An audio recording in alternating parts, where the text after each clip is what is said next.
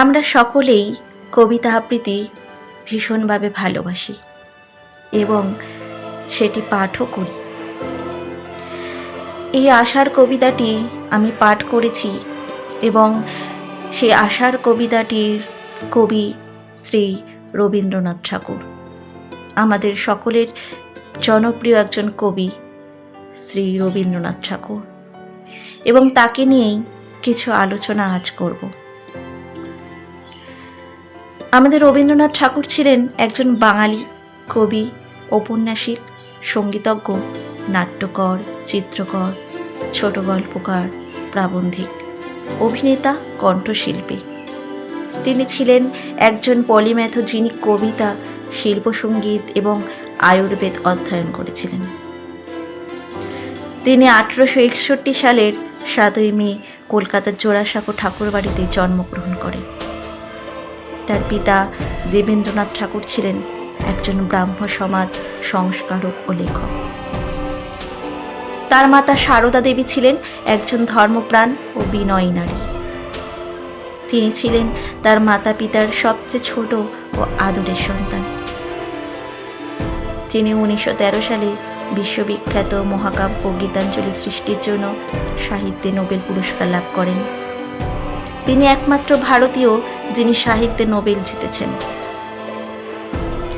জালিয়ানওয়ালাবাগ গণহত্যার প্রতিবাদে তিনি তার নাইটহুড ত্যাগ করেন, এটা আমরা সকলেই জানি, এবং তিনি প্রাণ ত্যাগ করেছিলেন 7ই আগস্ট 1941 সালে। আজকে তার লেখা আশার আমি আপনাদের পাঠ করে শোনাব।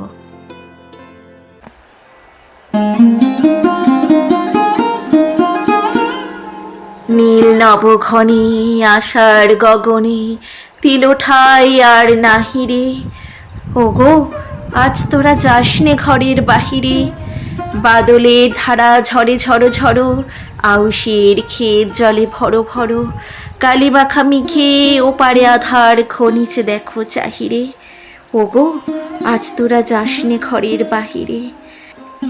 ওই ডাকে শোনো ধেনু ঘন ঘন, ধবলিরে আনো গোহালে, এখনই আধার হবে বেলাটুকু পোহালে।